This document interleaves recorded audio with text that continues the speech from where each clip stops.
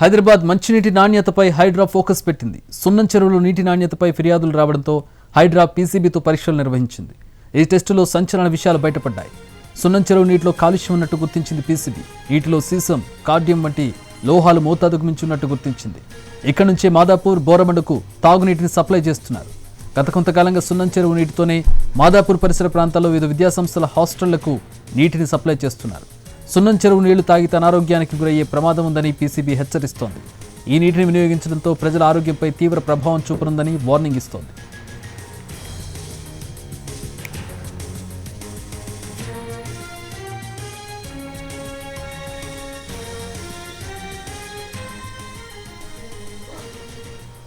హైదరాబాద్లో మంచినీటి నాణ్యతపై హైడ్రా ఫోకస్ పెట్టింది. సున్నం చెరువులో నీటి నాణ్యతపై ఫిర్యాదులు రావడంతో పీసీబీతో పరీక్షలు నిర్వహించింది హైడ్రా. ఈ టెస్టులో సంచలన విషయాలు బయటపడ్డాయి. సున్నం చెరువు నీటిలో కాలుష్యం ఉన్నట్టు గుర్తించింది పీసీబీ. నీటిలో సీసం, కార్డియం వంటి హానికర లోహాలు మోతాదుకు మించున్నట్టుగా గుర్తించింది. ఇక్కడి నుంచే మాదాపూర్, బోరబండకు తాగునీటిని సప్లై చేస్తూ ఉన్నారు. గత కొంతకాలంగా సున్నం చెరువు నీటితోనే మాదాపూర్ పరిసర ప్రాంతాల్లో వివిధ విద్యాసంస్థల హాస్టళ్లకు నీటిని సప్లై చేస్తున్నారు.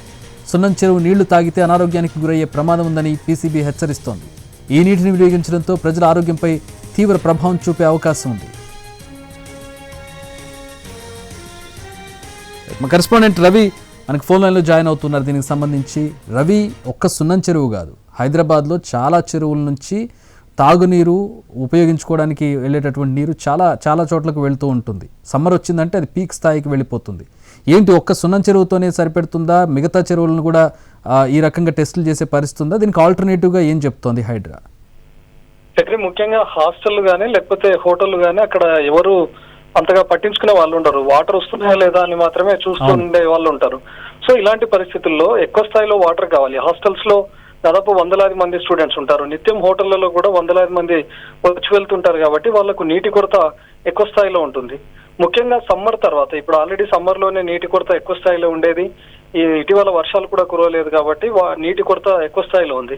ఇలాంటి తరుణంలో సిటీలో ఎక్కడైతే చెరువులు ఉన్నాయో వాటి ద్వారా నీటిని తీసుకొని వచ్చి హాస్టల్స్ కానీ లేకపోతే స్కూల్స్ ఇట్లాంటి వాటి ప్రాంతాల్లో, ముఖ్యంగా హోటల్స్ లాంటి ప్రాంతాల్లో వాడుతున్నారు.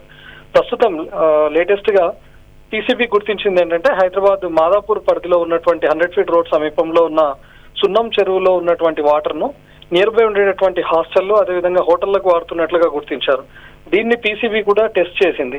ఈ నీటిలో సీసం, కార్డియం వంటి లోహాలు మోతాదుకి మించి ఉన్నాయి అని కూడా పరిశోధనలో వెల్లడైంది. ఈ 100 ఫీట్ రోడ్ అంటేనే మనం చెప్పుకోవచ్చు నారాయణ, చైతన్యకు సంబంధించినటువంటివి, ముఖ్యంగా చాలా ప్రైవేట్ కాలేజీలు కూడా ఎక్కువ స్థాయిలో ఉంటాయి. ఇక్కడ దాదాపు నెంబర్ ఆఫ్ కాలేజ్ అంటే మోర్ దాన్ 20-30 వరకు కాలేజ్ ఉంటాయి. ఒక్కొక్క కాలేజ్ కి సంబంధించినటువంటి హాస్టల్స్ లో దాదాపు వందలాది మంది ఉంటారు. మొత్తంగా అన్ని హాస్టల్స్ కలిపితే కూడా ఇప్పుడు ఈ కాలేజ్ హాస్టల్సే కాదు రవి, పీజీలు ఉంటాయి, ఓయోలు ఉంటాయి, ఈ ఫుడ్ కి సంబంధించిన రెస్టారెంట్స్ కూడా చాలా ఉంటాయి అక్కడ. ఎగ్జాక్ట్లీ.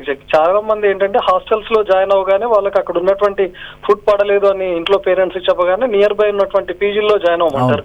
ఎక్కడైతే హాస్టల్స్ ఎక్కువ స్థాయిలో ఉంటాయో అదే పరిసర ప్రాంతాల్లో కూడా పీజీలు కూడా పుట్టుకొస్తుంటాయి.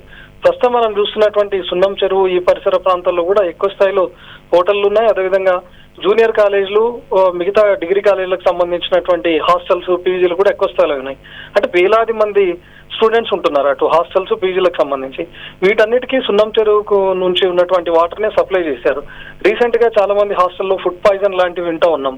అంటే ఫుడ్ పాయిజన్ అంటే మనకు ముఖ్యంగా ఫుడ్ ద్వారా ఏర్పడింది అని అనుకుంటాం, కానీ ముఖ్యంగా వాటికి వాడుతున్నటువంటి వాటర్ ఏ విధంగా ఉంది, ఎలాంటి వాటర్ ను తీసుకొని వస్తున్నారు అనేది కూడా ఎవరు గ్రహించరు. హాస్టల్స్ లో ప్రతి ఫ్లోర్ లో ఒక్కొక్క టిన్ మాదిరిగా ఉంచుతారు. అక్కడ ఉన్నటువంటి వాటిలో త్రాగునీరు అని చెప్పి ఉంచుతారు. దాంట్లోనే వాటర్ ను డంప్ చేస్తారు. కుళాయి ద్వారా మనం గ్లాస్ లో వాటర్ ను పట్టుకుంటాం, కానీ లోపల డంప్ చేసినటువంటి వాటర్, ఫిల్ చేసినటువంటి వాటర్ ఎక్కడి నుంచి తీసుకొచ్చారు అనేది మరొక కీలక విషయం రవి. ఇప్పుడు వాటర్ ప్లాంట్స్ ఉంటాయి, ఇప్పుడు మనకి టిన్స్ సప్లై చేసే వాటర్ ప్లాంట్స్, ప్యూరిఫికేషన్ ప్లాంట్స్ ఏవైతే ఉంటాయో వాటన్నిటికీ చెరువుల నుంచే కదా వెళ్ళేది వాటర్ అంతా కూడా. అంటే చాలా మంది ఏంటంటే మనం రెగ్యులర్ గా నేరుగా వాటర్ ను వాడకుండా బయట ఉన్నటువంటి టిన్స్ తీసుకొని వస్తే వాళ్ళు వాటిని ప్యూరిఫై చేసి ఉంటారు అనే భ్రమలో ఉంటాం. బయట టిన్ను మనం 20 రూపాయలైనా, లేకపోతే కొన్ని చోట్ల వాటర్ స్కేరిటీ ఎక్కువగా ఉన్నటువంటి ప్రాంతాల్లో 30 రూపాయల నుంచి 40 రూపాయల వరకు కూడా టిన్ అమ్ముతున్నటువంటి పరిస్థితి. అక్కడ నుంచి తీసుకొని వస్తే మనం ఎంత ధర ఎక్కువ ఉందో అంత ప్యూరిఫైడ్ వాటర్ ఉంటాయని చెప్పి మనం భావిస్తుంటాం.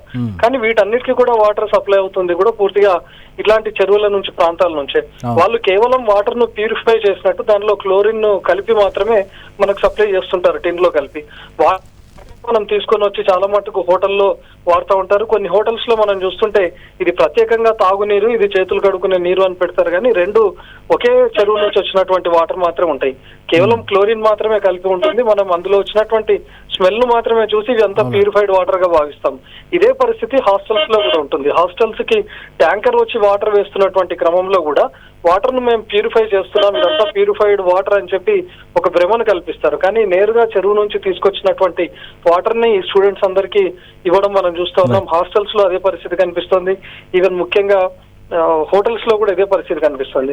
సున్నం చెరువు దగ్గర మనం పరిస్థితిని చూస్తే ఇప్పటికీ దాదాపు 10ల సంఖ్యలో వాటర్ ట్యాంకర్లు వరుసగా ఆగి ఉంది కనిపిస్తా ఉన్నాయి. ఇవన్నీ కూడా వెళ్తున్నాయి హాస్టల్స్, అదేవిధంగా హోటల్స్ కు వెళ్తున్నటువంటి Chakri. Thanks for the updates Ravi. సున్నం చెరువు మాత్రమే కాదు, హైదరాబాద్లో చాలా చెరువుల్లో పరిస్థితి ఇదే. సమ్మర్ వచ్చిందంటే ఈ చెరువుల నుంచి, ఇప్పుడు మనం చూస్తున్నాం కదా వాటర్ ట్యాంకర్లన్నీ కూడా ఇలాంటి చెరువుల్లో మోటార్లు వేసి నీళ్లు తోడి ట్యాంకర్లలో నింపి మన అపార్ట్మెంట్స్కి తీసుకొచ్చి పోస్తూ ఉంటాయి, హోటల్స్కి పోస్తూ ఉంటాయి, హాస్టల్స్కి పోస్తూ ఉంటాయి. ఈవెన్ మనం కొనుక్కునే మంచినీటి టిన్నులు కూడా ఇలాంటి చెరువుల నుంచి వచ్చిన వాటర్తోనే నింపబడుతూ ఉంటాయి. కాకపోతే వాళ్ళు ప్యూరిఫై చేస్తామంటారు, కానీ ఈ ప్యూరిఫికేషన్లో ఈ లోహాలు ఏవైతే ఉన్నాయో, సీసం కానివ్వండి, లేదంటే మరికొన్ని హానికర లోహాలు ఉంటాయి. ఆ కలుషితమైనటువంటి నీరు ప్యూరిఫై పూర్తిగా కాదు, అలాగే వాటిని నింపి మన ఇళ్లకు సప్లై చేస్తూ ఉంటారు. టిన్నులు కొనుక్కొని మనం శుభ్రమైన వాటర్ అనుకొని తాగుతూ ఉంటాం. లాంగ్ రన్లో ఇవి క్యాన్సర్ కారకాలు. సో ఇప్పటికైనా పీసీబీ కానీ లేదంటే హైడ్రా కానీ దృష్టి పెట్టింది. ఇది ఇంకా కొనసాగించి తగిన చర్యలు తీసుకోవాలని చెప్పి ఖచ్చితంగా ప్రజలు కోరుకుంటున్నారు.